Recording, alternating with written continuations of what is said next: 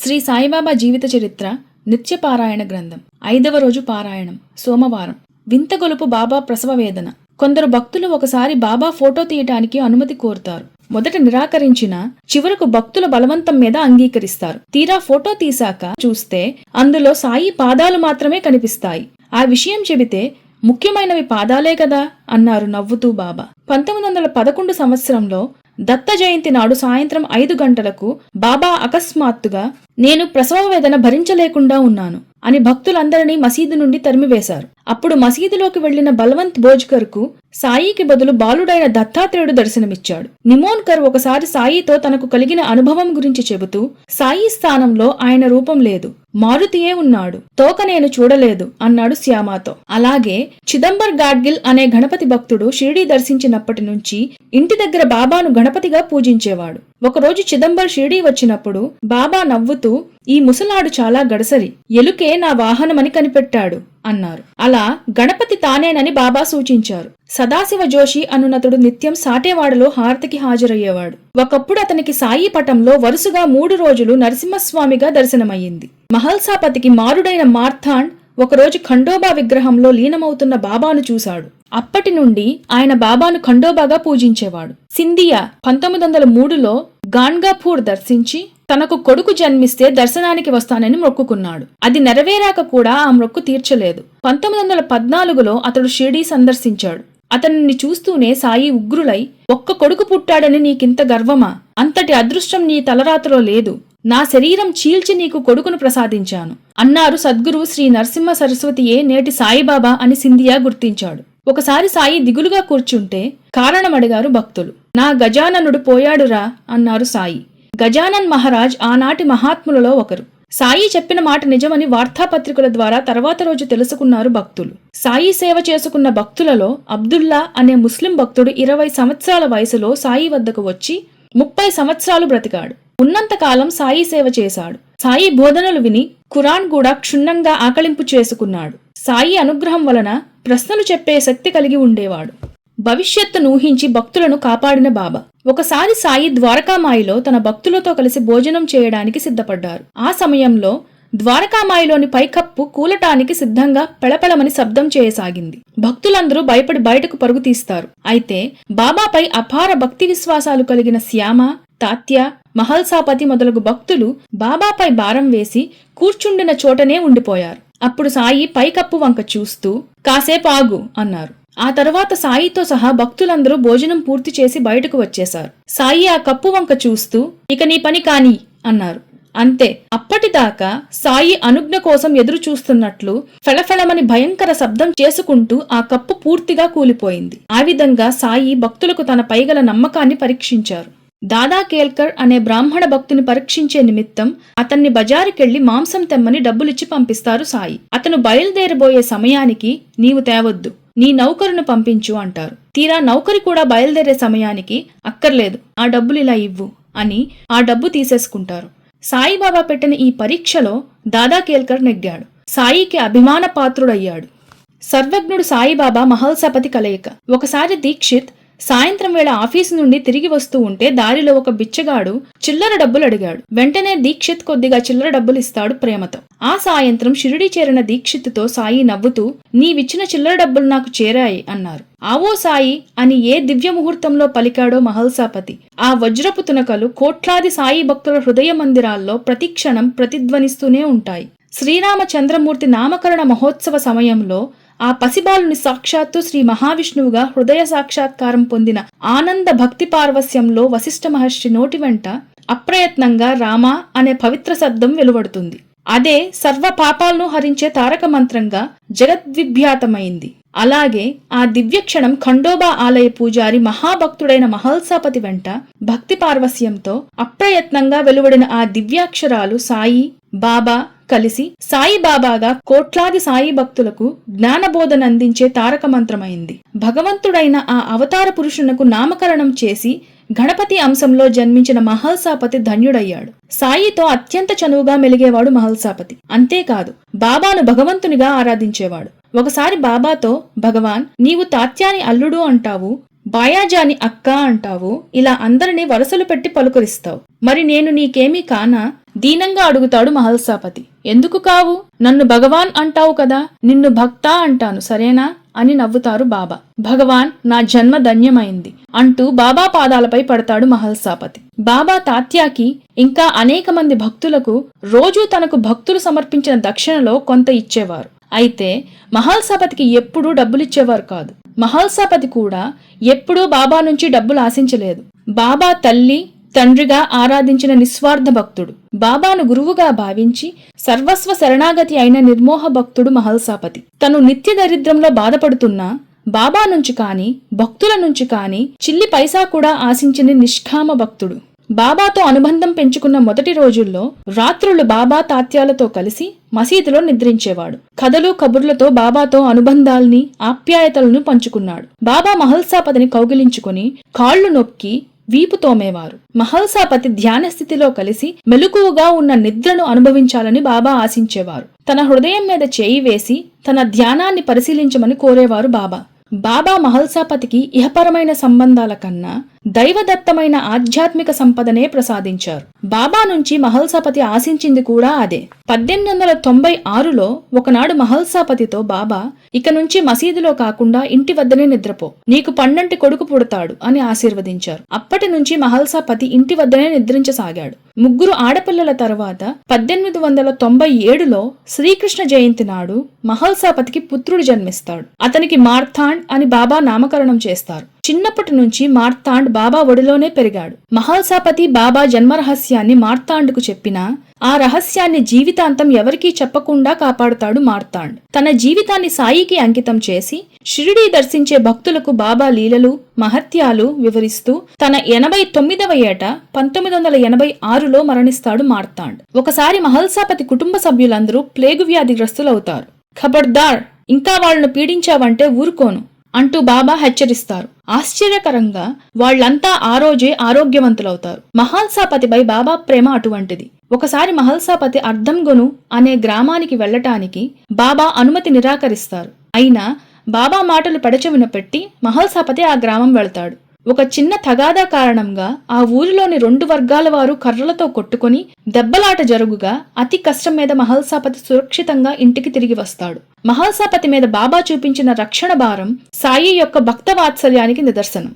తన ఆత్మ 3 రోజులు తన శరీరాన్ని విడిచిపెట్టిన సందర్భంలో తన శరీరాన్ని కాపాడే బాధ్యతను బాబా మహల్సాపతికే అప్పగిస్తారు. దీన్ని బట్టి బాబా మహల్సాపతిని ఎంత విశ్వసించారో, ఎంత ప్రేమించారో, నిస్వార్థమైన అతని భక్తిని ఎంత నమ్మారో అర్థమవుతుంది. మహల్సాపతి ప్రతిరోజు సాయి తల క్రింద పెట్టుకునే ఇటుకపై ఒక గుడ్డ, దానిపై దుప్పటి పరిచి ప్రక్క వేయడం చేసేవాడు.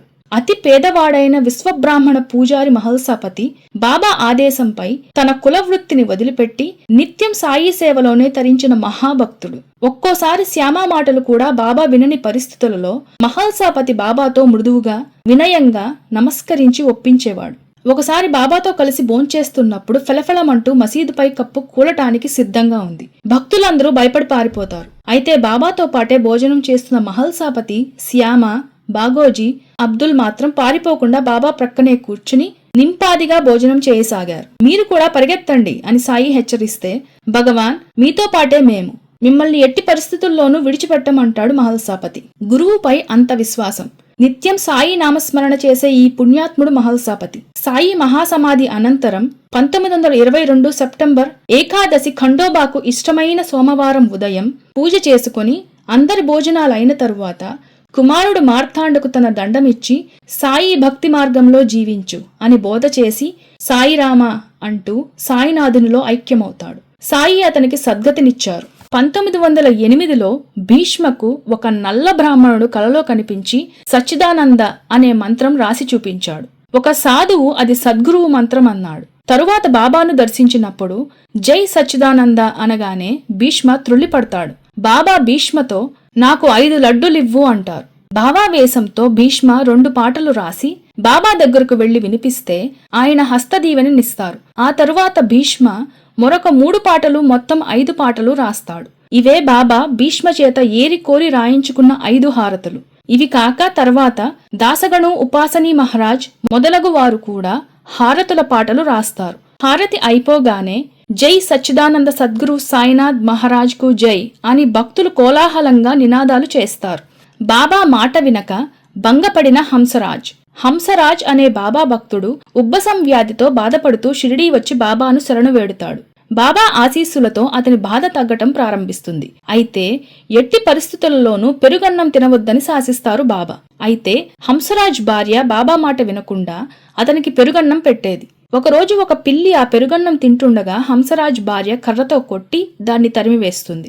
ఆ రోజు దర్శన సమయంలో బాబా హంసరాజ్తో, నేను పిల్లి రూపంలో వచ్చి నిన్ను పెరుగన్నం తిననివ్వకుండా రక్షిస్తూ ఉంటే నీ భార్య నన్ను కొట్టి తరిమేసింది అంటూ తన మీద పడ్డ దెబ్బల గుర్తులు చూపిస్తారు. హంసరాజుకు కళ్ళనీళ్ల పర్యంతమైంది. షిరిడీలో ఒక పిచ్చి కుక్క అందరినీ కరవసాగింది. గ్రామస్తులు దాన్ని చంపాలని తరుముతుంటే అది మసీదులోకి వెళ్లి సాయి వెనక చేరింది. సాయి వాళ్లని వెళ్లగొట్టి దాన్ని కాపాడారు. ఆ తరువాత ఆ కుక్కకు గాని దాని వలన మరో ప్రాణికి గాని ఎలాంటి హాని జరగలేదు. పలు విధాలుగా భక్తులను కాపాడిన బాబా. శ్రీమాన్ బూటి ఒకసారి ప్రఖ్యాత గాయకుడైన కానాసాహెబ్ గాన కచేరి షిరిడీలో సాయిబాబా ముందు ఏర్పాటు చేస్తాడు. బాబా ఆదేశానుసారం అతను భక్త తుకారాం రాసిన మరాఠీ భజన మధురాతి మధురంగా పాడుతాడు. బాబా ఆ పాటకు మంత్రముగ్ధులై ఎంత చక్కగా పాడావు అంటారు. భజనలంటే బాబాకు మహా ఇష్టం. ఒకసారి తాత్య బాబా చెబుతున్నా వినకుండా శివరాత్రికి టాంగాలో బజోరీ ప్రయాణమై వెళతాడు. అతడు బయలుదేరిన కొద్దిసేపట్లో టాంగా బోల్తా కొడుతుంది. గాయాలతో మసీదుకు వచ్చిన తాత్యతో బాబా వద్దని చెబితే బుద్ధుండక్కర్లా అంటూ మందలిస్తారు. అలాగే ఒకసారి కాకా దీక్షిత్ బాలాభాటే కూతురు కోసం ఒక మంచి పెండ్లి సంబంధం తీసుకువస్తాడు. బాబా ఆయనతో, అంతకంటే ఆమెను అప్పా అనే వంటవాడికి ఇవ్వడం మేలు అంటారు. అయినా వాళ్లు బాబా మాటను వినకుండా ఆ సంబంధమే జరిపిస్తారు. వివాహం జరిగాక 6 మాసాలకే ఆ యువకుడు మరణిస్తాడు. ఆ వార్త వినగానే భక్తులతో బాబా, ప్రతివాడు బాబా నీవు చెప్పినట్లు వింటాం అనేవారే గాని విని చచ్చేవాడు ఒక్కడూ లేడు అన్నారు కోపంగా. ఎన్నిసార్లు ఆయన చరిత్ర చదివినా రోజు 4 హారతులు ఇచ్చి పూజలు చేస్తూ ఇప్పుడు మనం మాత్రం చేస్తున్నదేమిటి? ఒకరోజు దుని దగ్గర కూర్చున్న లక్ష్మీబాయి షిండేతో సాయి, మన మసీదుకు రోజు పాము వస్తుంది తెలుసా అంటారు. కొద్ది నిమిషాలలోనే ఒక పాము సాయి వీపు మీదగా భుజంపైకి ప్రాకి కూర్చున్నది. ఆ క్షణంలో సాయి లక్ష్మీబాయి షిండేకు శివశంకరుడిలా కనపడ్డారు. ఒకసారి బాబా తను ఉల్లిగడ్డలు తినటమే కాదు, ఏకాదశి ఉపవాసం ఉంటున్న సద్బ్రాహ్మణుడు కుశాబావుతో కూడా బలవంతంగా తినిపిస్తారు. అంతేకాదు కుశాబావ్ ఉల్లిపాయలు తిన్నాడని గేలి చేస్తారు. అయితే కుశాబావ్ తను బాబా ఆదేశిస్తేనే తిన్నానని, బాబా కూడా ఉల్లిగడ్డలు తిన్నారని అంటాడు. అయితే బాబా తను తిన్నది కక్కి చూపిస్తారు. అందులో అన్నీ కందమూలాలే ఉన్నాయి గాని మచ్చుకైనా ఉల్లి కానరాలేదు. పిమ్మట అతనిని కరుణించి ఆనంద బాష్పాలతో ఆశీర్వదిస్తారు బాబా. అతడు మంచి గురుభక్తుడిగా బాబా హృదయంలో స్థానం సంపాదిస్తాడు. ఈ లీల ద్వారా లోకానికి శ్రీ గురుచరిత్ర యొక్క ప్రాశస్త్యం తెలియజేస్తారు బాబా. ఎందరో మహానుభావులు శ్రీ వాసుదేవానంద సరస్వతి, రంగావధూత, నానే మహారాజ్, నామధారకుడు మొదలగువారు శ్రీ గురుచరిత్ర పఠించి గురుకృపకు పాత్రులు కాగలిగారు. అందుకే శ్రీ సాయి భక్తులకు గురుచరిత్ర పారాయణ ఎంతో ముఖ్యం. ఒకరోజు ఒక భక్తుడు ప్రసాదం పంచుతున్నాడు. వేరొక భక్తునితో సాయి, నీవు ప్రసాదం తీసుకున్నావా అని అడిగారు. అయితే ఆ ప్రసాదం పంచుతున్న వాడితో తనకు తగువులుండటం వలన ప్రసాదం తీసుకోలేదంటాడు. అప్పుడు సాయి, ఎవరినీ శత్రువులుగా తలచవద్దు అంటూ మందలిస్తారు. ద్వేషమెంత ప్రమాదకరమో మనకు సాయి చెన్నబసప్ప, వీరభద్రప్ప అనే పాము కప్పల కథ ద్వారా తెలియజేస్తారు. పూర్వజన్మలో వాటికి సాయి సన్నిధి లభించిన పరస్పర ద్వేషం వలన హీన జన్మలు పొందుతాయి అని చెబుతారు. బాబా మహాసమాధి చెందటానికి ముందు 3 వర్షీషులు జబ్బుతో ఉన్న ఒక పులిని బాబా వద్దకు తీసుకువస్తారు. బాబా ఆశీస్సుల వల్ల దానికి ఆ జబ్బు నయమవుతుందని, తిరిగి దాన్ని ఏ సర్కస్ కంపెనీకైనా విక్రయించవచ్చని వారి ఉద్దేశం. ఆ పులిని బాబా ఎదుటకు తీసుకురాగానే ప్రేమపూర్వకంగా దాని వంక చూస్తారు బాబా. బాబాను చూసిన ఆనందంలో ఆ పులి తన తోకను పైకెత్తి 3 సార్లు భూమిపైన కొట్టి సాయి పాదాల వద్ద సాయి సాయుధ్యం పొందుతుంది. అంత క్రూర జంతువు కూడా బాబా పాదాల చెంత ప్రాణాలు విడవడం వల్ల దాని జన్మ చరితార్థమవుతుంది. పులి అదృష్టం వల్ల బాబా శివమహదేవ్ మందిరం ఎదురుగుండా దానిని సమాధి చేయిస్తారు. పేదల పెన్నిది సాయిబాబా. ఒక శ్రీరామనవమి నాడు ఎంతో మంది ధనుకులైన భక్తులు బాబాకు నైవేద్యం సమర్పించినా బాబా వాటిని ముట్టుకోకుండా శ్యామాను పిలిచి, ఒక ముసల్ది ఈ జనసమర్థంలో నుంచి నా వద్దకు రావటానికి బయట నానా అవస్థలు పడుతుంది, ఆమెను తీసుకురా అంటారు. ఆమె రాగానే బాబా, నా కోసం ఏం తెచ్చావు అంటూ గబగబా ఆమె వద్దనున్న మూటను లాక్కొని అందులోని జొన్న రొట్టెలను ఎంతో ప్రేమగా తింటారు బాబా. ఇంతకు ముందే ఆకలి బాధకు తట్టుకోలేక కొంచెం ఎంగిలి పడ్డాను అంటూ ఎంతో భయంగా చెబుతుంది ఆ వృద్ధ స్త్రీ. అవును మరి, అందుకే అంత రుచికరంగా ఉన్నాయి అని ముసిముసి నవ్వులు నవ్వుతున్న ఆ ప్రేమమూర్తి పాదాలపై వాలిపోతుంది ఆ వృద్ధనారి. శబరి ఎంగిలి శ్రీరాముడు తినలేదా? ఇంతమంది ధనవంతులు ఇచ్చిన పంచభక్ష పరమాన్నాలారగించకుండా బాబా తన ఎంగిలి రొట్టెలను తిన్నందుకు ఎంతో సిగ్గుపడుతుంది, మరెంతో సంతోషపడుతుంది. బాబా ప్రేమకు పేద ధనిక తేడాలు లేవు అనటానికి ఇంతకంటే ఉదాహరణ ఏం కావాలి? లక్ష్మీచంద్ అనే భక్తుడు బాబాను దర్శించాలనే కోరికతో బంధువుల వద్ద అప్పు తీసుకుని షిరిడీ వస్తాడు. తన పాదాలకు ప్రణమిల్లిన అతనితో బాబా ఆప్యాయంగా ఆశీర్వదిస్తూ, కేవలం నన్ను స్మరించినంత మాత్రాన నీ వద్దకు వచ్చేవాడినిగా, ఇంకెప్పుడూ అప్పు చేసి రాబోకు. పండుగలకు, దైవ పితృకార్యాలకు సరదాగా జీవించడానికి ఎప్పుడూ అప్పు చేయకూడదు అంటారు.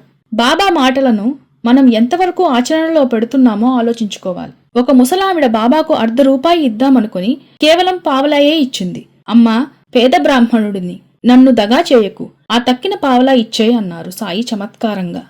బాయిజాబాయి తాత్యాల సేవలు, బాబా ఆదరణ.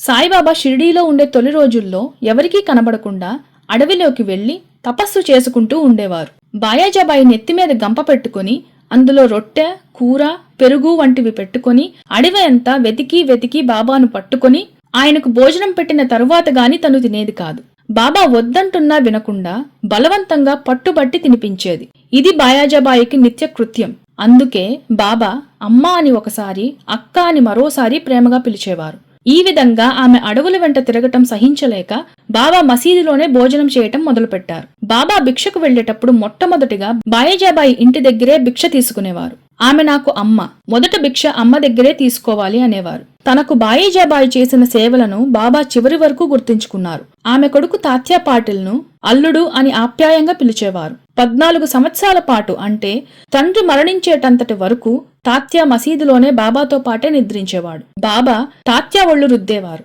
కాళ్ళు చేతులు ఒత్తేవారు, ఇంకా ఎన్నో సేవలు చేసేవారు.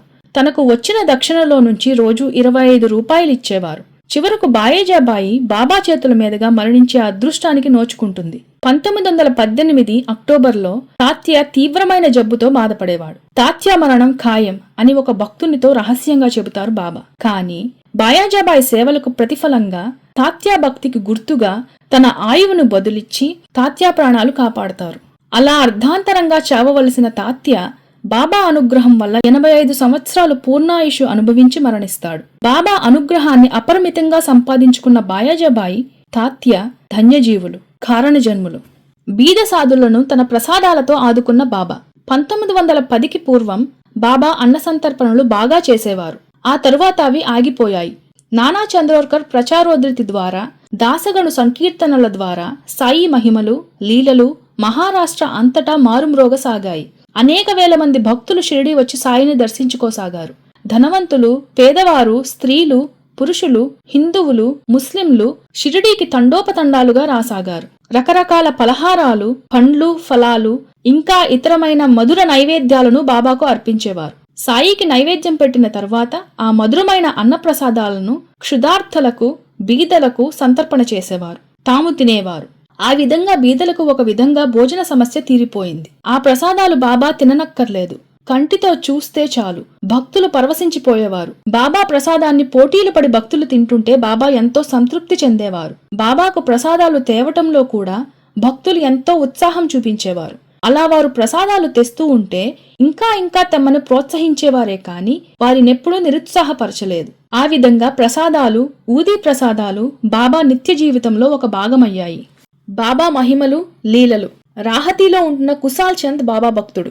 ఒకసారి బాబాకు ఆయనను చూడాలనిపించి పిలుచుకురమ్మని ఒక మనిషిని పంపుతారు. సరిగ్గా అదే సమయంలో కుశాల్ చంద్కు బాబా స్వప్నంలో కనిపించి షిరిడీ రమ్మని చెబుతారు. ఈ విధంగా భగవంతుడి అనుగ్రహాన్ని భక్తుడు పొందటం, భక్తుని దర్శనం కోసం భగవంతుడు తహతహలాడటం అపూర్వం, అద్భుతం. కుశాల్ చంద్ జీవితం పావనమైంది. అన్నమాచార్య సంకీర్తనలు వినడం కోసం వెంకటేశ్వర స్వామి అర్రులు చాచలేదా? బాబా షిరిడీలో నివసిస్తున్న దేవీదాస్ అనే సాధువును సన్యాసులకు స్త్రీలతో అతి చనువు పనికిరాదయ్యా అని మందలించేవారు. అయితే షిరిడీకి దగ్గరలోని ఒక ధనవంతురాలైన స్త్రీ ఆకర్షణకు లోబడతాడు దేవీదాస్. ఆ తరువాత సిగ్గుపడి షిరిడీ ప్రాంతాలను విడిచిపెట్టి ఎక్కడికో వెళ్లిపోతాడు. ఒకసారి షిరిడీలో ఉన్న టెండూల్కర్ అనే భక్తుడితో బాబా ఎవరైనా అన్నం అడిగితే లేదని త్రిప్పి పంపకూడదు, ఏమీ లేకుంటే కనీసం బెల్లం ముక్కైనా ఇవ్వాలి అని మందలిస్తారు. ఒక మధ్యాహ్నం శ్రీమతి తార్కాడ్ వడ్డన చేస్తూ ఒక కుక్కకు రొట్టె ముక్క వేస్తుంది. ఆ సాయంత్రం సాయి మసీదులో ఆమెతో, తల్లి, నీవు పెట్టిన ఆ రొట్టె ముక్కతో నా ఆకలి ప్రాణాలు కుదుటపడ్డాయి అంటారు నవ్వుతూ. ఒకానొక పర్యాయం ఒక రాణి ధనమదంతో అధికార దర్పంతో శ్రీ సాయిబాబాకు బంగారు జవహారీతో నిండిన ఒక పెట్టెను బహుమానంగా పంపిస్తుంది. మహల్సాపతితో సహా ఆ సమయానికి అక్కడున్న భక్తులందరూ చలించిపోతారు. అయితే బాబా, బంగారం జవహారీ నాకెందుకు, బంగారం లాంటి మీ మంచి హృదయం కావాలి నాకు అంటూ ఆ బంగారాన్ని జవహారీని త్రిప్పి పంపుతారు. బాపూసాహెబ్ జోగ్ 1909లో ఉద్యోగ విరమణ చేసిన తరువాత భార్యతో సహా షిరిడీ వచ్చి బాబాను సేవించేవాడు. సంతానం కూడా లేకపోవటం వలన భార్యాభర్తలిద్దరూ వేరు ఆలోచన లేక సాయి సేవలతో కాలం వెళ్లబుచ్చేవారు. మేగుడు అర్ధాంతరంగా చనిపోయిన తరువాత మసీదులోని చావడిలోని సాయి ఆదేశం మేరకు హారతలిచ్చేవాడు. అంతేకాదు, బాబా ఆదేశానుసారం ప్రతిరోజు సాటేవాడలో జ్ఞానేశ్వరి ఏకనాథ భాగవతం చదివి వినిపించేవాడు. అయితే తనకు మనశ్శాంతి కావాలని బాబాను ప్రార్థించగా, కొద్ది రోజులలో నీ పాపపుణ్యాలు భస్మమై సన్యాసము పుచ్చుకొని ధన్యుడవవుతావు అని ఆశీర్వదిస్తారు. తరువాత కొద్ది కాలానికే తన భార్య చనిపోగా ఇక వేరే ఆలోచనలు లేక సన్యాసము స్వీకరించి జీవిత పరమావధి పొందుతాడు జోగ్. శ్రీమాన్ భూటి అల్లుడు ప్రొఫెసర్ నార్కేకు స్థిరమైన ఉద్యోగం లేదని అతని తల్లి బాధపడుతూ ఉండేది. బాబా ఆశీస్సుల ప్రకారం నార్కేకు 1917లో పూణేలో స్థిరమైన ఉద్యోగం లభించింది. అయితే బాబా అతనితో, ఇది నీ స్థిరమైన ఉద్యోగం అనుకోకు, నీ మామ భూటి షిరిడీలో ఒక బ్రహ్మాండమైన ఆలయం కడతాడు, నీవు దానికి ధర్మకర్తవవుతావు అంటారు బాబా. బాబా చెప్పినట్లుగానే శ్రీమాన్ భూటి 1918లో కట్టించిన సమాధి మందిరం నేటి శ్రీ సాయి సంస్థానకు ధర్మకర్త అవుతాడు. బాబా భక్తుడు దాముకు 2 భార్యలున్నా సంతానం లేదు. ఎన్ని పూజలు చేసినా సంతానం కలుగకపోవటంతో చివరి ప్రయత్నంగా బాబాను అర్థిస్తాడు. బాబా తనకు భక్తులిచ్చిన మామిడి పండ్లలో నుంచి 4 పళ్ళు అతనికిచ్చి, ఈ పండ్లు తిను, నీ భార్యకు కూడా పెట్టు, నీకు 2 కొడుకులు పుడతారు అని ఆశీర్వదిస్తారు. ఆ తరువాత దాముకు పుత్ర సంతానంతో ఆనందంగా జీవిస్తారు. హరి సీతారాం దీక్షిత్ సాయిబాబాపై అపార భక్తి విశ్వాసాల గల బొంబాయి న్యాయవాది. బాబా ఇతన్ని ముద్దుగా కాకా అని పిలిచేవారు. కాకా దీక్షిత్ గా ఇతను సుప్రసిద్ధుడు. 1906లో ఇతను ఇంగ్లాండ్ వెళ్లినప్పుడు కాలు విరగ్గొట్టుకోబడతాడు. ఎన్ని చికిత్సలు చేయించుకున్నా ఆ బాధ తగ్గలేదు. కాశీ, ప్రయాగ, బదరి, కేదార్ మొదలగు పవిత్ర పుణ్యక్షేత్రాలు ఆ కాలి బాధతోటే దర్శించుకుంటాడు. అయినా ఫలితం శూన్యం. చివరకు నానాసాహెబ్ చంద్రోర్కర్ శ్యామాలతో కలిసి 1909లో సాయిని దర్శించుకుంటాడు. ప్రథమ దర్శనంతోటే తన కాలు బాధ మర్చిపోతాడు. షిరిడీలో స్థిరవాసం ఏర్పరచుకోవాలని బాబా ఆజ్ఞతో 1911 శ్రీరామనవమి పర్వదినాన దీక్షిత్ వాడా నిర్మిస్తాడు. అది సాయి భక్తులకెందరికో ఆశ్రయమిచ్చింది. 1910 డిసెంబర్ 10 దీక్షిత్ వాడకు శంకుస్థాపన చేసిన రోజునే చావడిలో సేజ్ ఆరతి ప్రారంభమైంది. సాయి సేవలో కాలిబాధే కాకుండా అన్ని లౌకిక బాధలు మరిచిపోయి ప్రశాంత జీవితం గడిపిన ధన్యజీవి కాకా దీక్షిత్. బాబా ఉనికి, నానా అభిప్రాయం. కాకాసాహెబ్ దీక్షిత్ కథనం ప్రకారం బాబా చరిత్ర ఈ విధంగా ఉంది. బాబా మాటల్లో తరచూ సేలు, జాల్నా, మాథర్వద్, ఫాదరి, పర్భాణి, ఔరంగాబాదు, బీడ్, బీదర్ అనే ఊళ్ల పేర్లు వస్తూ ఉండేవి. అందుచేత బాబా ఆ ప్రాంతాలకు దగ్గరలోనే నివసించేవారని ఖచ్చితంగా చెప్పవచ్చు. ఒకసారి ఒక గృహస్థు ఫాదరీ గ్రామం నుండి బాబా దర్శనానికి వచ్చాడు. సాయి ఫాదరీలో అనేక గృహస్థుల పేర్లు చెప్పి వారందరి క్షేమ సమాచారములు అడిగి తెలుసుకున్నారు. ఈ కారణంగా బాబాకు ఫాదరీ చుట్టుప్రక్కల గ్రామాలు బాగా పరిచయమై ఉంటాయని చెప్పవచ్చు. ఒకసారి సాయి స్వయంగా నాతో, నేనిప్పుడు వెళ్ళిపోయి మనలా 8 సంవత్సరాల తర్వాత అవతరిస్తానని సెలవిచ్చియున్నారు. భక్తుల్ని ఆశీర్వదించేటప్పుడు తరచూ అల్లా భల్లా కరేగా అనేవారు. కాని తమను తాము గొప్పగా చెప్పుకునేవారు కాదు. వారెప్పుడు యాదే హక్, నేను పరమేశ్వరుని స్మరించేవాణ్ణి అనేవారు. చాంద్ పాటిల్ గుర్రపు జాడ తెలిపి అతన్ని ఆశ్చర్యకితుణ్ణి చేస్తారు. చాంద్ బాయి పెళ్లి బృందంతో షిరిడీ ప్రవేశిస్తారు. ఖండోబా మందిరం వద్ద పూజారి మహల్సాపతి కఫినీ టోపీ ధరించి ఉన్న మహారాజును చూసి ఆవో సాయి అంటూ ఆప్యాయంగా ఆహ్వానిస్తారు. అతి త్వరలోనే కాశీరాం, అప్ప, మహల్సాపతి సాయి మహారాజుకు భక్తులయ్యారు. కాశీరాం సాయిబాబాకు తనువు, మనస్సు, ధనంతో అత్యుత్తమంగా చేశాడు. సాయి సాధారణంగా తెలుపు లేక కాషాయ రంగు కఫినీని ధరించి తలకు తెల్లని బట్టను చుట్టుకునేవారు. కాని కాశీరాం వారికి ఆకుపచ్చ కఫినీని, అదే రంగు టోపీని కుట్టించి ఇచ్చాడు. సాయి మహారాజ్కు చిలుముకు పొగాకు, దునికి కట్టెలు, అవసరమైనప్పుడు డబ్బులు కూడా అతడే ఇచ్చేవాడు. ఆ కాలంలో బాబా దక్షిణనసలు స్వీకరించేవారు కారు. కాశీరాం బట్టల వ్యాపారం చేసేవాడు. అందుచేత అతను తరచూ ప్రయాణాలు చేయవలసి వచ్చేది. అలాగే ఒకసారి సాపూర్ సంత నుండి గుర్రంపై తిరిగి వస్తూ ఉంటే దొంగల ముఠా ఎదురై అతనిని దోచుకున్నారు. అయితే తనకు జానకీదాస్ అనే సాధువు చీమలకు పంచదార వేయమని చెప్పినప్పటి నుంచి ఒక చిన్న మూటలో దాచుకున్న పంచదారను జాగ్రత్తగా కాపాడుకుంటున్నాడు. ఆ ప్రయత్నంలో దొంగలలో ఒకరి కత్తి క్రిందపడి ఉండటం చూసి దాన్ని అందుకొని 2 దొంగలను హతమార్చాడు. 3వ దొంగ చాటు నుండి కాశీరాం తలపై గొడ్డలితో కొట్టాడు. దాంతో అతడు మరణించాడని తలచి ఆ 3 దొంగలు పారిపోయారు. అయితే సాయి మహారాజ్ దయతో అతడు త్వరలోనే ఆరోగ్యవంతుడవుతాడు. అతనిని దొంగలు దోచుకుని బాధపడుతున్నప్పుడు షిరిడీలో సాయిబాబా ఎడతెరపి లేకుండా తిట్టుతూ కేకలు వేస్తూ గొడవ చేశారు. దాని అర్థం తరువాత తెలుసుకున్నారు భక్తులు. బాబా సేవలో అనేక సంవత్సరాలు జీవించి తరించిన కాశీరాం 1911లో మరణిస్తాడు. మహల్సాపతికి 1922లో అనాయాస మరణం సంభవిస్తుంది. సాయిబాబా పగలు అక్కడక్కడా తిరిగేవారు కాని రాత్రి మాత్రం మసీదులోనే ఉండేవారు. ఎవరైనా భోజనానికి తీసుకువెళ్తే వెళ్లేవారు. గ్రామంలోని వారికి ఉచితంగానే వైద్యం చేసేవారు. రోగులకు స్వయంగా సేవా శుశ్రూషలు చేసేవారు. ఆనందనాథ్ మహారాజ్ సాయి మహారాజును చూసి, ఈ రత్నం విలువ మీకు తెలియదు. ఇప్పుడిట్లా పెంటకుప్పపై ఉన్న ప్రత్యక్షంగా కనిపించే అమూల్య రత్నమని గుర్తుంచుకోండి అని అన్నారు. ఆ సమయంలో సాయిబాబా అసలు ప్రసిద్ధిలోకి రాలేదు. గ్రామ ప్రజలు వీరిని ఒక సాధారణ పిచ్చి ఫకీరుగా భావించేవారు. చిరిగిపోయిన బట్టలతో వారి స్థితి అప్పుడలా ఉండేది. కాని వారి మహిమను షిరిడీ ప్రజలు త్వరలోనే తెలుసుకున్నారు. మసీదుకు ఆనుకొని ఒక చిన్న పాఠశాల ఉండేది. మాధవరావు దేశ్పాండే అందులో ఉపాధ్యాయుడుగా ఉండేవాడు. ఇతడు తరచూ మసీదుకు వచ్చి చిలుము నింపి తను పీల్చి సాయి మహారాజుకు ఇచ్చేవాడు. బాబా ఇతనిని ప్రేమగా శ్యామ అని పిలిచేవారు. శ్యామ మనసును సాయి మహారాజ్ బాగా ఆకర్షించుకున్నారు. తను ఉద్యోగం మానివేసిన తరువాత శ్యామ ఎటువంటి ప్రత్యుపకారం ఆశించకుండా సాయి మహారాజు సేవ మరియు సాయి భక్తుల సేవ చేసేవాడు. సాయి మహారాజ్ రోజు 4-5 మార్లు భిక్షకు వెళ్లేవారు. బాయిజాబాయి వారినెప్పుడూ నిరాశపరచలేదు. ఆ సేవా ఫలం వారి కుటుంబానికి విశేషంగా తాత్యాకు లభించింది. తన ప్రాణం బదులిచ్చి తాత్యా ప్రాణాలు కాపాడుతారు సాయిబాబా. మసీదులోనూ చావడిలోనూ అన్ని వ్యవహారాలు తాత్యానే చూసేవాడు. తాత్యా వచ్చి లేపే వరకు సాయిబాబా చావడికి బయలుదేరేవారు కాదు. నిమోన్కర్కు సాయిబాబాపై భక్తి శ్రద్ధలు పెరిగి తన చివరి 3 సంవత్సరాలు సాయి సేవలో తరించాడు. ఇతనికి విశ్రాంతి తీసుకోవాలనే కోరిక ఉండేది కాదు. సాయిబాబా ఇతనిని కాకా అని పిలిచేవారు. సాయి మహారాజు సమాధి అనంతరం ఇతడు ఎక్కువ రోజులు జీవించలేదు. చివరి 3 రోజులు ఇతనికి అంతా సాయియే కనిపించారు. ఇతడు తన సమీపానికి వచ్చిన భక్తులందరినీ బాబా అని పిలిచేవాడు. చివరకు తన భార్యను కూడా రా సాయిబాబా అని పిలిచేవాడు.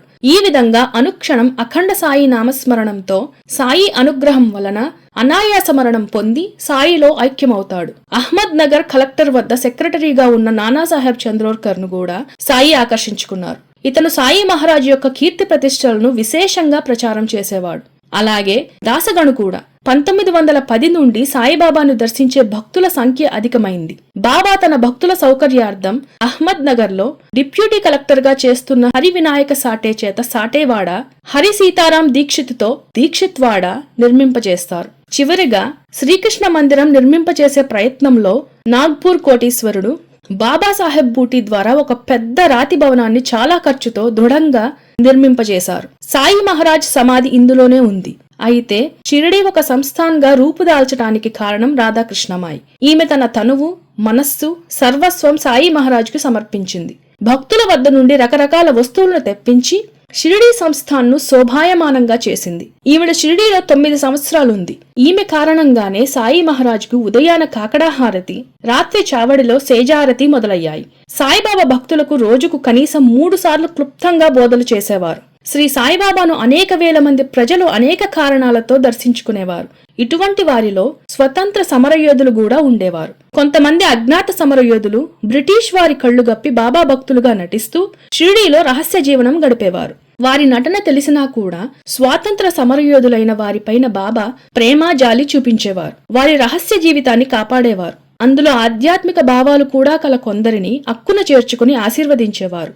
వారి జీవితాలను రాణింపజేసేవారు. అట్టి స్వతంత్ర సమరయోధులలో లోకమాన్య బాలగంగాధర్ తిలక్ ముఖ్య అనుచరుడైన శ్రీ గణేష్ కృష్ణ ఖపర్దే ముఖ్యులు, అగ్రగణ్యులు అని చెప్పవచ్చు. ఖపర్దే అమరావతికి చెందిన ప్రఖ్యాత లాయరు. అపారమైన కీర్తి ప్రతిష్టలు, ధనము సంపాదించాడు. ఇతడు బహుభాషా కోవిదుడు, ఉద్దండ పండితుడు, మరాఠీ సంస్కృత భాషలలో ప్రావీణ్యతను సంపాదించుకున్నవాడు. భగవద్గీత, ఏకనాథ భాగవతం, రామాయణం, జ్ఞానేశ్వరి లాంటి ఎన్నో గ్రంథాలను కూలంకుషంగా చదివి అర్థం చేసుకున్న మహాపండితుడు. ఇతనికి 3 కొడుకులు, కోడళ్లు. ఇతని భార్య మనూతాయి, లక్ష్మీబాయి అనే పేరుతో కూడా ఈమెను పిలిచేవారు. ఇంద్రభవనం లాంటి ఇల్లు, ఇంటి నిండా నౌకర్లు, చాకర్లు, పరిచారికులు ఉండేవారు. ఇంతమంది ఉన్నా వీరందరికీ ఆయన భార్య లక్ష్మీబాయి భోజన ఏర్పాట్లన్నీ తానే స్వయంగా పర్యవేక్షిస్తూ ఉండేది. భర్త కష్టసుఖాలలో ఎల్లప్పుడూ తోడు నీడగా ఉండేది. ఖపర్దే సంపాదన ఆ రోజుల్లోనే నెలకు 1,00,000 రూపాయలుండేది. తిలక్, బాబాల పరిచయం. ఖపర్దే లోకమాన్య బాలగంగాధర్ తిలక్ కు కుడి భుజం లాంటి వాడు. స్వతంత్ర యోధులపై ఆనాటి బ్రిటిష్ ప్రభుత్వం మోపిన అక్రమ కేసులన్నీ తన వాగ్భటిమతో వీగిపోయేటట్లు చేసేవాడు ఖపర్దే. ప్రజలను రెచ్చగొట్టే ప్రసంగాలు చేశాడని దేశద్రోహం నేరారోపణ మోపి లోకమాన్య తిలక్ కు 6 సంవత్సరాలు కఠిన కారాగార శిక్ష విధిస్తుంది ఆనాటి బ్రిటిష్ ఇండియా ప్రభుత్వం. దానిపై అప్పీలు చేయటానికి ఇంట్లో కూడా చెప్పకుండా స్వంత ఖర్చుతో లండన్ బయలుదేరి వెళుతాడు ఖపర్దే. ఇంగ్లాండ్లో సుమారు 2 సంవత్సరాలుండి అక్కడి కోర్టులో ఎంత వాదించినా తన అప్పీలు విఫలమవ్వటంతో ఇక అక్కడ చేసేదేమీ లేక ఓడలో ఇండియా బయలుదేరుతాడు. అతను ప్రయాణంలో ఉండగానే తల్లి మరణిస్తుంది. రంగూన్ చేరి మాండలే జైలులో తిలక్ను కలుస్తాడు. జాతీయోద్యమం విస్తరణపై ఇంకా మరెన్నో విషయాలు తిలక్ తో చర్చిస్తాడు ఖపర్దే. ఆ సమయంలోనే బ్రిటిష్ ప్రభుత్వం భారత జాతీయ నాయకులపై ఉక్కుపాదం మోపడం ప్రారంభిస్తుంది. లోకమాన్య విడుదలకు ప్రజాందోళనను నిర్వహిస్తున్న ఖపర్దేను బ్లాక్ లిస్ట్ లో పెడుతుంది. ఖపర్దే కదలికలపై ఆనాటి బ్రిటిష్ ప్రభుత్వం నిఘా రోజురోజుకు ఎక్కువ కాసాగింది. పట్టుదల, ఆత్మవిశ్వాసం, అపార సంపద, తీవ్రవాద భావాలు గల ఖపర్దేపై డేగ కన్ను వేసింది బ్రిటిష్ ప్రభుత్వం. దీనికి తోడు కాంగ్రెస్ లో మితవాదులు అరెస్టు భయంతో ఖపర్దేకు తమ కేసులు ఇవ్వడం మానేశారు. ఆదాయం తగ్గిపోవడంతో కుటుంబాన్ని ఆ స్థాయిలో కాపాడుకుని రావడం ఆర్థికంగా భారమైంది. ఆత్మీయులు అనుకునేవారే దగ్గరకు రావడం మానివేశారు. తల్లి అంత్యక్రియలకు కూడా అందుకోలేకపోవటం అతన్ని మానసికంగా కృంగదీసింది. ఆత్మవిశ్వాసం సన్నగిల్లింది. ఇటువంటి పరిస్థితులలో ఖపర్దేకు షిరిడీ సాయిబాబా గురించి తెలిసింది. బాబా దగ్గరకు వెళితే ఈ క్లిష్ట పరిస్థితుల నుంచి దూరం చేస్తారని మిత్రులు చెబుతారు. అప్పుడే మొట్టమొదటిసారిగా షిరిడీ సాయిబాబా గురించి ఆలోచించడం మొదలు పెడతాడు. సాయి దర్శనానికి షిరిడీ వస్తాడు ఖపర్దే. కేవలం షిరిడీ సాయిబాబా మీద భక్తి శ్రద్ధలతో అతడు షిరిడీ రాలేదు. ఆ సాయంత్రం 4 గంటలకు శ్యామ సహాయంతో బాబా దర్శనం చేసుకుంటాడు. సాయి సాహెబ్ ఎంత మాధుర్యంగా మాట్లాడారంటే, పదే పదే అలౌకిక కరుణాపూరిత స్నిగ్ధ దరహాసం ఎంతగా ఒలికించారంటే ఆ సంభాషణ నా జ్ఞాపకాలలో శాశ్వతంగా ముద్రించుకుపోయింది అని ఖపర్దే తన డైరీలో రాసుకున్నాడు. ఖపర్దే రాసిన డైరీల వలన మనం సాయిని గురించి ఎన్నో అమూల్య విషయాలు తెలుసుకోగలుగుతున్నాం. ఖపర్దే మహాజ్ఞాని అయినప్పటికీ బాబా ముందు వినయ విధేయతలతో ఉండేవాడు. సంపూర్ణ విశ్వాసంతో ఉండేవాడు. వాక్పటిమలో అసాధారణ ప్రతిభ కనపరిచే ప్రజ్ఞాశాలి అయినా బాబా ముందు మాత్రం చేతులు కట్టుకుని మౌనంగా ఉండేవాడు. ఆయనకు బాబా దర్శనంతో, బోధనలతో సాయిని ఆరాధించడం మొదలు పెడతాడు. అతి తక్కువ కాలంలోనే సాయికి ప్రేమాస్పదుడైనాడు. బాబా చెప్పినవి శ్రద్ధగా వినటం విషయంలో ఖపర్దే గోపాలరావు బూటి, లక్ష్మణ్ కృష్ణ నూల్కర్ కున్న మర్యాద, అణుకువలు అవర్ణనీయాలు. విద్యారణ్యుని పంచదశని వివరించటంలో అద్భుతమైన నైపుణ్యం కల ఖపర్దే బాబా వద్దకు రాగానే మౌనంగా అయిపోయేవారు. వాక్చాతుర్యం ఎంత ఉన్నా గాని అది సచ్చిదానంద పరబ్రహ్మ అవతారమూర్తి సాయి ముందు మూగపోయేది. ఖపర్దే అనేక మార్లు బాబా దర్శనం చేసుకున్నట్లు అతని డైరీల వల్ల తెలుస్తుంది. ఖపర్దే రాసిన మొత్తం 45 డైరీలు ప్రస్తుతం నేషనల్ ఆర్కీవ్స్ లో భద్రపరచబడ్డాయి. వీటిని శ్రీ షిరిడీ సంస్థానం వారు తమ అధికార పత్రిక శ్రీ సాయి లీలలో కూడా ప్రచురించారు. అందులో శ్రీ సాయిని గురించి రాసిన విషయాలు. ఈ రోజు బాబా మసీదులో కొంత ఉద్రేకపూరితంగా ఉన్నారు. అయినా తానే స్వయంగా అక్కడున్న ప్రసాదాన్ని, ఊదీ ప్రసాదాన్ని భక్తులందరికీ పంచారు. నూనె వ్యాపారస్తుడు తననేదో అన్నారని బాబా బిగ్గరగా అరవటం మొదలుపెట్టారు. ఈ రోజు సాయి మహారాజ్ నా వైపు తిరిగి ఇలా అన్నారు: నేనిక్కడ కొన్ని వేల సంవత్సరాల క్రితం నుంచి ఉన్నాను. ఈ ప్రపంచం విచిత్రమైంది. అందరూ నావారే. అందర్నీ నేను సమానంగానే చూస్తాను. అయితే అందులో కొందరు దొంగలవుతారు. దానికి నేనేం చేయగలను? మరణానికి దగ్గర పడుతున్న వారు కూడా ఇతరుల మరణానికి పన్నాగాలు పన్నుతున్నారు. వారు నా మనసునెంత బాధ పెడుతున్నారు. వారు ఎంత బాధిస్తున్నా నేనేం మాట్లాడక మెదలక ఊరుకుంటున్నాను. భగవంతుడు చాలా గొప్పవాడు. వారి ప్రతినిధులు సర్వత్రా ఉంటారు. వారు ఎంతో శక్తి సంపన్నులు. భగవంతుడిచ్చిన దానితో మనం తృప్తి పడాలి. నేను చాలా శక్తివంతుణ్ణి. నేనిక్కడ 10,000 సంవత్సరాల క్రితం కూడా ఉన్నాను. చూడు కపర్దే, ఇది మన సొంత ఇల్లు. ఈ వాడ మన ఇల్లు. నేనిక్కడ ఉండగా ఎవరు మాత్రం భయపడవలసిన అవసరం ఏముంది? ఈ వ్యాఖ్యలు బాబాకు ఆనాటి స్వతంత్ర యోధులపై గల మక్కువను, అభిమానాన్ని తెలియజేస్తున్నాయి. మనుషులు మునుపటిలా లేరు. పూర్వం వాళ్లు ప్రశాంతంగా, నిజాయితీగా ఉండేవారు. కానీ ఇప్పుడు అపనమ్మకాలతో ఉంటూ చెడ్డ పనులను గురించే తీవ్రంగా ఆలోచిస్తున్నారు. దీక్షిత్ పూర్తిగా మారిపోయాడు. అతను తన సమయంలో ఎక్కువ భాగం ప్రార్థనలోనే గడుపుతున్నాడు. అసలే ఎంతో సాత్వికమైన ఆయన స్వభావం విశిష్టమైన మాధుర్యాన్ని సంతరించుకుంది. సాయి బోధ నీతి కథలతో ఉండేది. నేను బాబా దర్శనానికి కొంచెం ఆలస్యంగా వెళ్లటం వల్ల వారు చెప్పిన ఒక మంచి కథను వినలేకపోయాను. దేవుడు ఎలా ఉంచితే అలా జీవించాలని సాయి మహారాజ్ నాకు సలహా ఇచ్చారు. ఈ రోజు సాయి నవ్వటము, తిట్టటము రెండూ ఒకేసారి చేస్తూ కూడా ఆయన చాలా ఆహ్లాదంగా ఉన్నారు. మేగుడు ఒంట్లో కులాసా చిక్కకపోవటం వల్ల మధ్యాహ్నం హారతి చాలా ఆలస్యమైంది. ఈ రోజు కాకడా హారతి కొంచెం ఆలస్యమైంది. ఈ రోజు మేగుడు రాకపోవటం వల్ల మధ్యాహ్న హారతి సుమారు 3 గంటలకు జరిగింది. అయినా బాబా ప్రశాంతంగా ఉన్నారు. ఇది మేగుడి చివరి ఆరతి అని సాయిబాబా 3 రోజుల క్రితమే అతని మరణాన్ని ముందే ఎలా చెప్పారో నేను గుర్తుకు తెచ్చుకున్నాను. మేగుడి మరణానికి సాయిబాబా పెద్దగా విలపించటం దూరానికి కూడా ప్రస్ఫుటంగా వినిపించింది. మేగుడిని చూసి సాయిబాబా అతని తలని, హృదయాన్ని, భుజాల్ని, కాళ్లను, అతని శరీరాన్నంతటినీ స్పృశించటంలోని మేగుని అదృష్టాన్ని మేమెంతగానో చెప్పుకున్నాం. ఈ రోజు ఆరతి తొందరగా చేశారు. సాయి మహారాజ్ శ్యామాతో ఇలా అన్నారు: మన చుట్టూ ఉన్న వారందరూ దొంగలే, కానీ వారితోనే మనం వ్యవహరించాలి.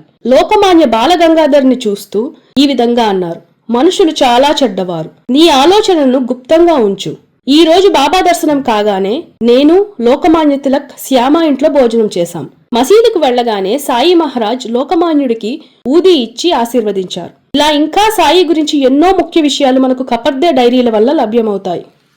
కపర్దే లక్ష్మీబాయిలతో బాబా సాన్నిహిత్యం. కపర్దే అతని భార్య లక్ష్మీబాయి కూడా బాబాను మనఃపూర్వకంగా సేవించేవారు. బాబా యందు అపార ప్రేమ, భక్తి విశ్వాసాల గల లక్ష్మీబాయి ప్రతిరోజు తను వండిన భోజన పదార్థాలను స్వయంగా మసీదుకు వచ్చి బాబాకు నైవేద్యం పెట్టేది. బాబా భోజనం చేసిన తరువాతనే తను తినేది. ఆమె నైవేద్యం కోసమే బాబా అర్రులు చాచేవారు. బాబాకు ఆమె పాదమర్దనం మొదలగు సేవలు చేసేది. బాబా ఆమెను ఆప్యాయంగా అమ్మమ్మ అని పిలిచేవారు. మసీదులో తన వద్దకు సాధారణంగా స్త్రీలను అనుమతించని బాబా లక్ష్మీబాయితో స్వయంగా సేవలు చేయించుకునేవారు. అంతేకాదు, ఒకసారి తన పాద సంవాహనం చేస్తున్న లక్ష్మీబాయి చేతుల్ని నొక్కుతూ బాబా ఆమె చెవిలో రాజారాం రాజారాం అనే మంత్రాన్ని బోధించారు. ఎల్లప్పుడూ దీన్ని జపిస్తూ ఉండు, నీకు మేలు కలుగుతుంది అని ఆశీర్వదించారు. స్వామి శరణానందపై సంఘటనను గూర్చి చేసిన వ్యాఖ్యను పరిశీలిస్తే సాయిబాబా లక్ష్మీబాయి కపర్దేని ఎంతటి ఉత్తమ స్థానంలో ఉంచారో తెలుస్తుంది. ఒకసారి లక్ష్మీబాయి సాయిబాబాని పూజించటానికి చాలా ఆలస్యంగా వచ్చినా ఆయన దయతో తన భోజనాన్ని నిలిపి ఆమెను పూజ చేసుకోనిచ్చారు. దీన్ని బట్టి కపర్దే కుటుంబాన్ని బాబా ఎంతగా ప్రేమిస్తున్నారో అర్థమవుతుంది. లక్ష్మీబాయిని 200 రూపాయలిమ్మని బాబా దీక్షిత్కు ఇచ్చిన ఆజ్ఞను తనకు పేదరికాన్ని, సహనాన్ని ఇవ్వమని బాబా ఇచ్చిన ఆజ్ఞ చాలా ఆలస్యంగా తెలుసుకుంటాడు. ఇందుకు మనకు 2 ముఖ్యమైన కారణాలు నిస్పష్టంగా కనిపిస్తున్నాయి. ఒకటి, బాబాను దర్శించిన మరుక్షణమే ఆ దంపతులు తమ జీవితాల్ని ఆయనకు అంకితం చేస్తారు. రెండోది, ఆనాటి జాతీయోద్యమంపై బాబాకున్న మక్కువను, గౌరవాన్ని, కృపను వెల్లడిస్తుంది. అయితే బాబా అతివాద పందాను అంగీకరించలేదు. కానీ లోకమాన్య తిలక్ లాంటి జాతీయ వీరులను ప్రేమించారు, గౌరవించారు. కపర్దే కుటుంబంపై హంస అని పిలువబడే నటేకర్ ను డిటెక్టివ్ గా నియమిస్తుంది ఆనాటి బ్రిటిష్ ప్రభుత్వం. హంస కుట్రను తెలిసిన బాబా కపర్దేని జాగ్రత్తగా ఉండమని హెచ్చరిస్తారు. ఒకనాడు సాయి కపర్దేతో గవర్నర్ ఒక వారెంట్ తో వచ్చాడు. అయితే తాను అతనిని శాంతపరిచి చివరకు తన వద్దనున్న త్రిశూలంతో బయటకు తరిమేశాను అని చెప్పి ఊది ప్రసాదం ఇస్తారు. ఇందులో ఊది సాయిబాబా యొక్క దయగాను, గవర్నర్ యొక్క ఈటెను అరెస్ట్ వారెంట్ గాను, త్రిశూలాన్ని బాబా యొక్క దివ్యశక్తిగాను కపర్దే వర్ణించాడు. ఒకనాటి ఉదయం 10 గంటలకు లోకమాన్య బాలగంగాధర్ తిలక్ తో కలిసి సాయిబాబా ఆశీర్వచనం కోసం షిరిడీ వస్తాడు కపర్దే. తన మిత్రులైన బూటీ, శ్యామ, భాటే, జోగ్ తదితరులతో కలిసి కపర్దే తిలక్ తో కూడా బాబా దర్శనం చేసుకుంటాడు. భగవాన్, భారతమాత దాస్య శృంఖలాల నుంచి విముక్తి పొందుతుందంటారా? అది నేను చూడగలనంటారా? పవిత్రమైన మా ఈ పోరాటానికి మీ ఆశీస్సులు కావాలి దేవా అంటూ బాబా పాదాలపై పడి అర్థిస్తాడు తిలక్. బాబు తిలక్, నీ ఆశయం ఉదాత్తమైనదే, కల్మషం లేనిదే. భారతదేశానికి స్వాతంత్ర్యం తప్పకుండా సిద్ధిస్తుంది. అయితే అది అహింసా మార్గంలో లభిస్తుంది. కానీ ఈ శరీరంతో నీవది చూడలేవు. పవిత్రమైన నీ ఆత్మ దానిని చూసి పరవశించిపోతుంది. చూడు తిలక్, మనుషులు చాలా చెడ్డవారు. నీ ఆలోచనలను గుప్తంగా ఉంచు. నీ అతివాద పోకడలను కొంత తగ్గించుకో. నీకు మేలు జరుగుతుంది. నీ దేశభక్తి అనన్య సామాన్యం, అభినందనీయం అంటూ ఊదీ ప్రసాదాన్నిచ్చి దీవిస్తారు. తిలక్ మహాశయుడు మసీదుకు వస్తున్నాడని తెలిసి ఆ విషయం ఆనాటి ప్రభుత్వానికి తెలియకుండా ఉంచాలని బాబా భక్తులందరినీ తొందరగా ఇండ్లకు పంపించి జాతీయ వీరులపై తనకు గల అభిమానాన్ని చాటుకుంటారు. మసీదు బయట దాకా వచ్చి తిలక్కి వీడ్కోలు చెప్పి ఆశీర్వదిస్తారు. సాయి భక్తులు శ్యామ, జోగ్, బూటి, లోకమాన్యకు చావడి దగ్గర తాంబూలమిస్తారు. శ్రీ సాయిబాబాను దర్శించిన తర్వాత తిలక్ తన అతివాద పందాను కొంతమేరకు తగ్గించుకున్నట్లు తెలుస్తుంది. అంతేగాక బాబా చెప్పినట్లు భారత స్వాతంత్ర్యం మహాత్మా గాంధీ నాయకత్వంలో అహింసా మార్గంలో తిలక్ తదనంతరం ఆగస్టు 15న 1947లో సిద్ధించటం గమనార్హం. శ్రీమతి లక్ష్మీబాయి ఖపర్దే తన సద్గురు సాయిబాబా దర్శనాన్ని పొంది సంతోషంగా ప్రశాంతంగా కన్నుమూసింది. బాబా మహాసమాధి చెందాక ఖపర్దే ఆర్థిక పరిస్థితి బాగా మెరుగైంది. సాయి సేవలో తరించిన జీసీ ఖపర్దే అటు పిమ్మట సాయిలో ఐక్యమవుతాడు. బాబాకు జరిగే నిత్య సేవలు, బాబా తత్వబోధనలు. ప్రతిరోజు ఉదయం 5 గంటల ప్రాంతంలో భక్తులందరూ ఛత్రచామరాలు, దండలు తీసుకుని బాబాకు హారతి ఇవ్వటం కోసం మసీదుకు చేరేవారు. ఒకరు బాబాకు ఛత్రం పడితే వేరొకరు వింజామరలు విసురుతూ ఉండేవారు. మేగుడు అంతా సిద్ధం చేసి బాబాకు ఆరతి ఇచ్చేవాడు. వెంటనే భక్తులందరూ భక్తి పార్వస్యంతో శ్రీ సచ్చిదానంద సమర్థ సద్గురు సాయినాథ్ మహారాజ్ కు జై అని బిగ్గరగా అరుచుకుంటూ ఆరతి పాటలు పాడేవారు. ఆరతి ఎదుట తిరగకుండా ఛత్రచామరాలు పట్టిన వారు దూరంగా ఉండేవారు. ఆరతి పాడటం అయిన తర్వాత ఒకరొక్కరే బాబా పాదాలకు నమస్కరించి ఊదీ తీసుకుని వెళ్లేవారు. కొద్దిమంది బాబా దగ్గరే కూర్చుని ఉండేవారు. ఈ విధంగా రోజుకు 4 హారతులు జరిగేవి. మేగుడు బ్రతికి ఉన్నంత కాలం అతడే బాబాకు హారతి ఇచ్చేవాడు. ఆ తర్వాత బాపు సాహెబ్ జోగ్ ఈ కార్యక్రమాన్ని నిర్వహించేవాడు. ఇవి ఈనాటికి ఇలానే జరుగుతున్నాయి. సాయిబాబా శవయోగాసనం. శ్రీ సాయిబాబా ఆధ్యాత్మిక జీవితానికి సంబంధించిన మహత్తరమైన సంఘటన 1886లో జరిగింది. ఆ రోజుల్లో బాబా ఉబ్బసం వ్యాధితో బాగా బాధపడేవారు. ఎప్పుడూ ఏదో మదన పడేవారు. ఉన్నట్లుండి ఒకరోజు అనగా 1886లో భక్త మహల్సాపతితో బాబా, ఆదిపరాశక్తి జగన్మాత నన్ను రమ్మని ఆదేశించింది. నాతో పాటు వంగదేశపు రామకృష్ణ పరమహంస కూడా బయలుదేరుతున్నాడు. 3 రోజుల పాటు ఈ శరీరాన్ని వదిలిపెట్టి ఆమె వద్దకు వెళుతున్నాను. ఆమె ఆదేశిస్తే తిరిగి ఈ శరీరంలో ప్రవేశిస్తాను. అప్పటి వరకు ఈ శరీరాన్ని కాపాడే బాధ్యత నీది. ఒకవేళ నేను 3 రోజుల తర్వాత తిరిగి ఈ శరీరంలోకి ప్రవేశించకపోతే నా శరీరమును మసీదుకు ఎదురుగా ఉన్న ఖాళీ స్థలములో సమాధి చేసి గుర్తుగా 2 జెండాలు పాతు అని స్థలం చూపిస్తారు. ఈ విధంగా మాట్లాడుతూనే బాబా కుప్పకూలిపోతారు.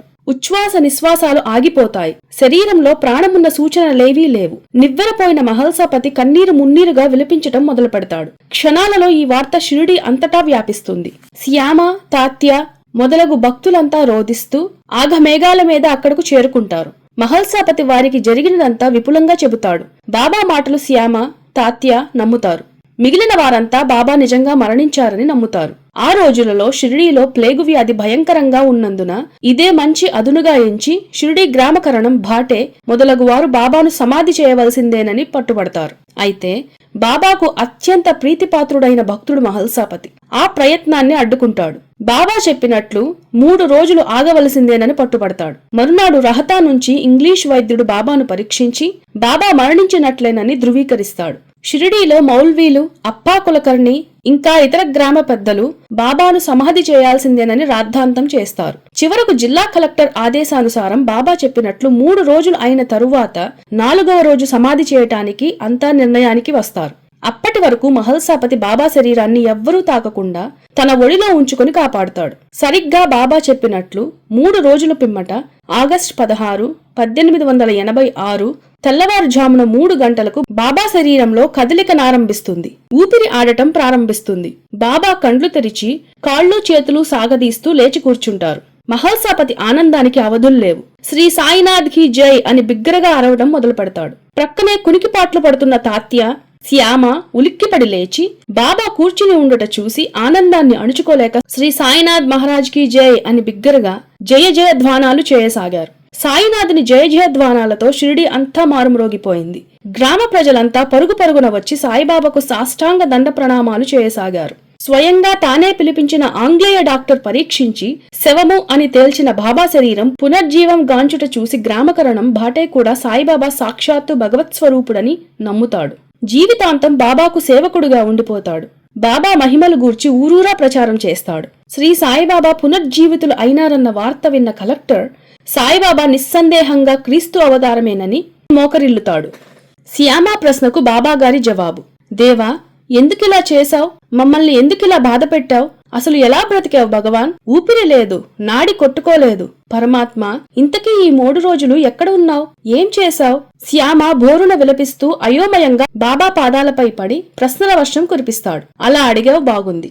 సూక్ష్మ రూపంలో నేను వంగదేశపు రామకృష్ణ పరమహంస ఆదిపరాశక్తి వద్దకు వెళ్ళాం. అమ్మ ఆదేశం ప్రకారం పరమహంస పనులు చేయవలసినవి ఇంకా చాలా ఉన్నాయి. అయితే శారీరక వృద్ధాప్యం వలన ఆయనకు ఆ పని భారంగా ఉంది. అమ్మ ఆ భారం నాపై పెట్టింది. పరమహంస అమ్మలో ఐక్యమైపోయాడు. నేను మళ్లీ అమ్మ ఆదేశానుసారం తిరిగి ప్రవేశించవలసి వచ్చింది అంటారు బాబా. శ్యామకు మతిపోయినంత పని అయింది. ఆ మరుసటి రోజు అన్ని వార్తాపత్రికలలో రామకృష్ణ పరమహంస నిర్యాణ వార్త ప్రచురింపబడింది.